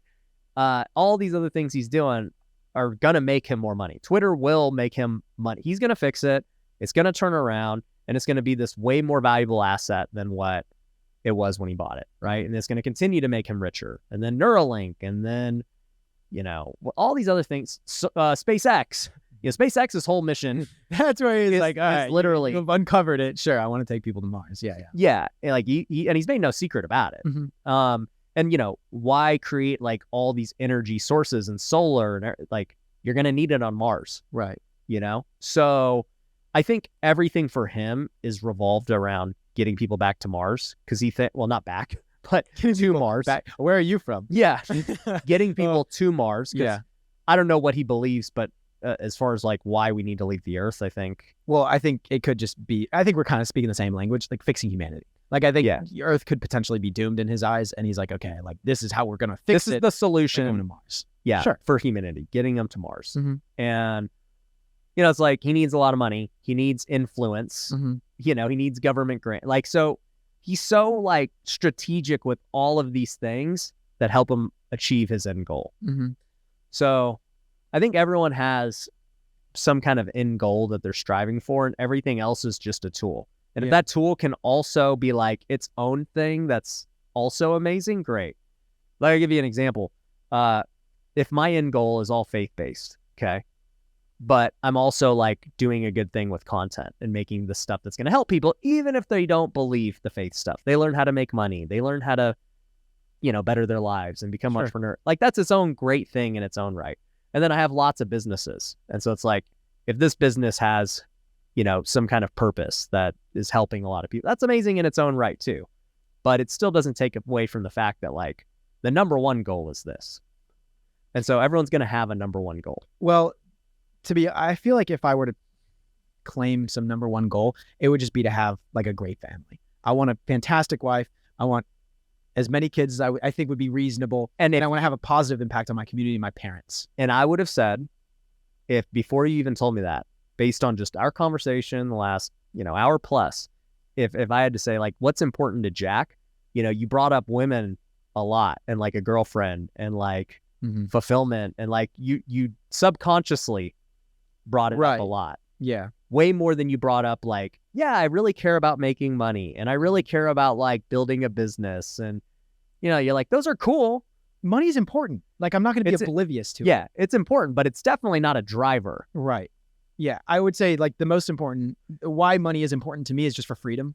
But if money helped you get the wife that you wanted, it would start to become... wife that wants me no, I know, a lot of money. But if it did, it would become important. Yeah. It'd become more important. I think the reason why money is important to me right now is just because it could buy me time and freedom. And those are two things that are just completely invaluable. Money is dispensable. It comes and goes. Yeah. But freedom and time, it is totally limited. Yeah. You know what I mean? Like, you can never acquire more time. Yeah. Out of all the people you've interviewed, who do you think, like, what are like two big things that you took away from maybe one? Okay, so sure, that's a good question. Two big things, because everyone asks me like, oh, out of everyone you interviewed, like, who's your favorite? Yeah. I get that question all the time. So who is it? Well, we'll start with the favorite. Obvious. Yeah, who's your favorite guest? Oh, you. Besides me. Besides me. Okay, besides you. Yeah. Well, let's see. Got to go pretty far down. Yeah, for sure. I would say our first podcast we did with Hormozy was really good for us. We had a fantastic one with Brett Cooper. That one was so Who is he? I don't know. Brett Cooper is a female, and she works at the Daily Wire. Okay. She's why we were there. Yeah, that was an incredible episode. That was amazing. Also, I'm about to look that one up. Also, Liver King. Not just because he gave me the watch, but because I just like, I loved how genuine he seemed and like honest. And obviously people are going to juxtapose that with like the I don't care debacle he was in. Yeah. But he seemed genuine and honest to me. So yeah. I would say those are probably my favorites. The one thing that I took away that honestly I would say totally shifted my perspectives. We had Tom Bilyeu on the podcast. Okay. And he started off this really interesting conversation about, do you know why a lot of divorces happen after 25 years? Tom Bilyeu, by the way, guys, if you're curious, he developed and founded and sold Quest Nutrition for like $1 billion. Yep. He asked, do you know why a lot of divorces happen after 25 years of marriage? And Graham and I were like, we're not really sure. And he said, Jack, you're like, I'm not even 25 years old. Yeah, I have no idea. And Tom was like, well, I initially thought, because it is a popular statistic, that it's because your kids turn 18. Well, that's completely wrong. It's not because the kids move out. It's because 25 years is about the amount of time in marriage where, let's say two people, they meet, they fall in love, and their goals in life and where they think they're headed in life is like a little askew, right? And then through confirmation bias, they continue on their own track and they continue getting further and further and further apart. Mm-hmm. Well, after 25 years, a lot of the times, that's when people that gap is just are huge. Completely different. Like they are so far from each other at this point because they go on their own lives. Like the guy goes out to work or whatever, he goes and he makes money and he thinks these certain things are important and he acts accordingly and he gets positive reinforcement, like a good response, a good reaction. Yeah. And he goes and he does it again. Same thing happens to the wife. She goes and she thinks maybe cleaning is extremely important. So she cleans the house. She keeps it really clean. The guy doesn't care about that at all. And the woman, maybe she builds up this idea that like keeping a house clean is super important. And like random small things like that, they just slowly turn you into like a completely different person. And then the way that you view life, I always think, is through a lens. And your lens, as you go through life, becomes more and more obscured. Yeah. It's just your perspective. Like everything in life is perspective. So this lens, this perspective that you have just continually gets more distorted. And then by that time, when you're so far away from each other, your lenses are so distorted, you cannot even see the other person for who they are. Right? And that's why a lot of divorces happen in 25 years. The lens that your perspective that you see life through is just completely different. Got it. So the most important thing is to acknowledge the fact that there is a lens and you view your own life and everything around you, all of your perspectives, every belief that you have is so distorted through your own life. Yeah. And everybody else has the exact same thing. So the most they have their own important thing that you can have to do to combat this obstructed lens is to acknowledge the fact that there is a lens and to be incredibly open-minded. Question, are your parents still together? Yes. Okay, that's amazing. So, obviously you probably know my lens by now, right? It's through faith, and like if it doesn't line up with the Bible, then I'm not doing it. I don't agree with it or whatever, right? So that's like the lens that I wear. Other people's lens is going to be usually how they were brought up, right? One of my guests, they were telling me a statistic about how kids, like you really develop your true belief system and your moral compass and your habits and your personalities like your first 10 years of life. Think about it. If your parents were always telling you like, yo, you can do anything. They were showing you love. They were emulating what a loving household looks like. They were encouraging you and all these things. Like you're going to grow up with that belief system of like, this is how a marriage should be. This, like, I can achieve anything. And then on the flip side, if you grew up in a broken household and your parents were always fighting, your parents were telling you not to do things and like to play it safe and to live in fear, you're naturally just going to be that way. And doesn't mean you can't change or anything else, but you are going to have to break free from whatever your upbringing was. And so I think that as far as lens go, that has a massive, it basically is your lens. Yeah. Whether you realize it or not. Absolutely. But what's interesting about the husband and wife thing, so we're about to celebrate our 10th year of marriage, I mean, we're 40% there, right? Oh, nice. But usually, I forget the statistic that like once you make it after like 5 years of marriage, like your Divorce percentage rates go is down. like super high. So hopefully we're good, right? But nonetheless, obviously, we started dating when she was 18. I was 22. We're way different people than we were, right? That's good. We should be changing like we talked about earlier, and our belief system should be, getting better and stronger and, all that stuff. But what we always knew, even when we got married at a super young age, was that we were always going to keep God the center of our relationship. And so, for us, like they talk about, like in the Christian faith, there's a triangle, right? It's like you got husband, wife, God. And as long as he's always at the center, we'll be good. Because like to your point, what happens is when there's no central belief system that you both can agree on that is objective, it's not subjective at all. Right. Then there's no debate. It's like, this is what we do, if this is what we believe, and this is how we are going to live our lives and make our decisions through this lens that we both follow. The problem is when they don't have that. And so to your point, their own lens starts to develop and spread out. And then, maybe they come together because, good things happen. Or some really bad thing happens. Yeah. And then it forces them to adapt and realize the errors of their ways, or something really bad happens and then it splits, right? But I can tell you for my wife and I, by no means has 10 years of marriage been easy or there's never been issues or anything like that, right? But what I can say is every time there has been an issue, we've been able to only get through it because of the ground alignment of like, hey, like whoever was in the wrong, it's because we weren't doing whatever we were, we believe. And north right there. Yeah, the true north. And I think it's so important. And that's why it's like so hard. That's why divorce is what it is. That's why it's so high, is because people are subjective humans. And so if I believe my way is right and you believe your way is right, who's to say, the other is wrong? Right. But if we both believe that we know the right way, then there's an arbitrator. Yeah. And we know whether it's true or not. That makes sense. Yeah. Yeah. I think that, it could be religion in a lot of relationships, and it could be something else in a lot of other relationships. Yeah. And what's also really interesting is I feel like the older you get, as time goes on, as you acquire more wealth, as you acquire more status, as you have more experiences in life, whatever direction you're going in, like everything exacerbates who you are becoming to the nth degree. So let's say like you're turning into a very closed-minded person, right? Yeah. Or let's say you're very far right-wing, right? Yeah. Super far left-wing, whatever. As time and all of those other things like influence your life, you will continue going further in whatever direction you were initially set out for. Yeah. Confirmation bias, like we were talking about before. Yeah. Especially with money. Money is a huge one. Yeah. Yeah. I think I try to be, I think, speaking of Hormozy, I know he's not on the faith-based side. He's like on the far other side of it. But like he said something before that I totally think is true. He's like, always question the beliefs other than like your core beliefs.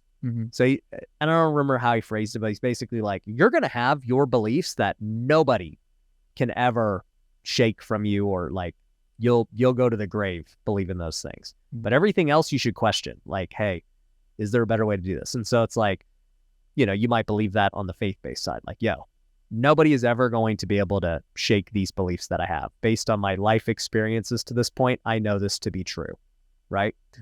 But I should always be questioning, well, is this the best way to make content? Is this the best career path for me? Is this, it's like my wife. Like, my core belief is that a husband and wife are married forever. Right.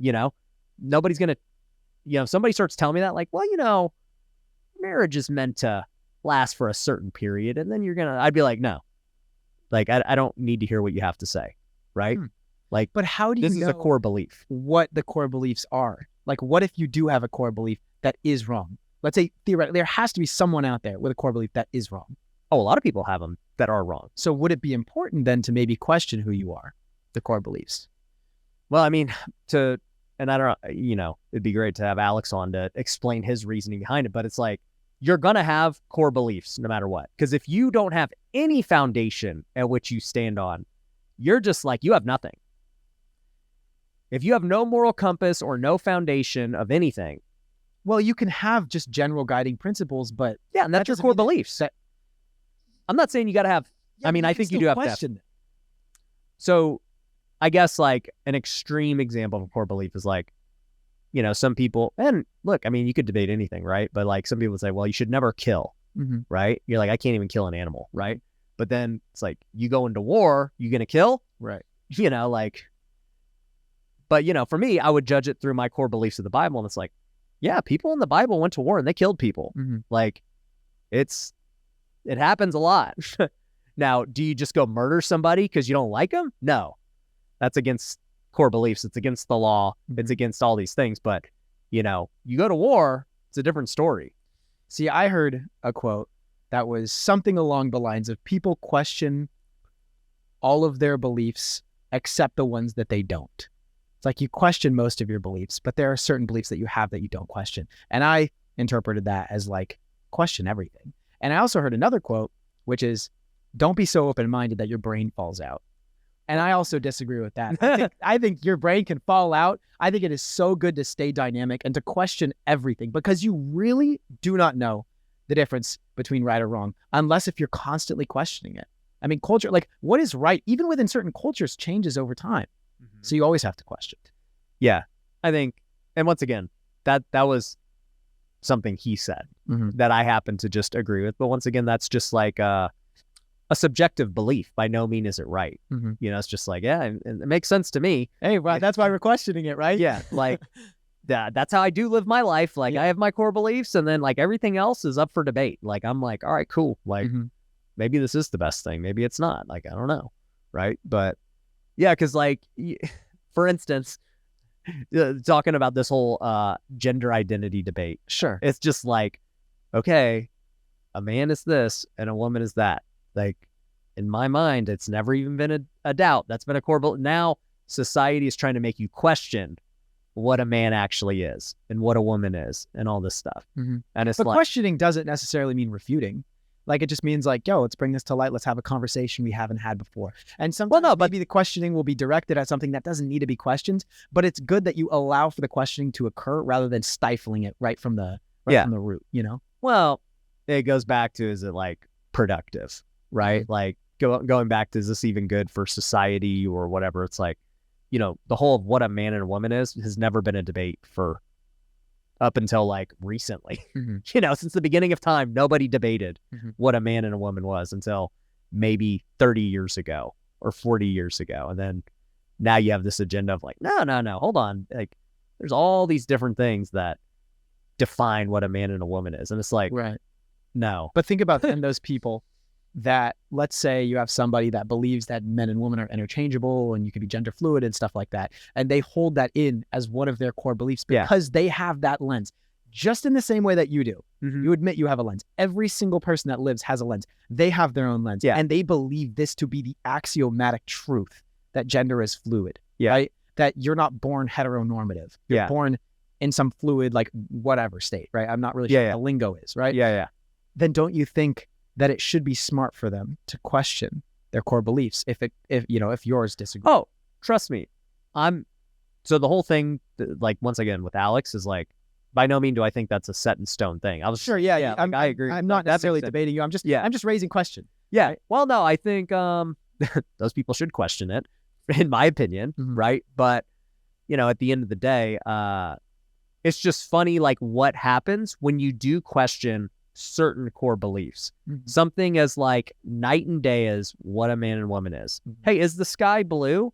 Like, at some point, somebody's going to question it and be like, is it really blue? Like, and you're just like, well, yeah, look at it. And then, you start questioning it, and then you start confusing yourself, and then it starts causing all this chaos and all these, and you're like, I don't even know how we got to this point. That's kind of how I look at this whole transgender issue. I'm like, this thing escalated so fast in the last year.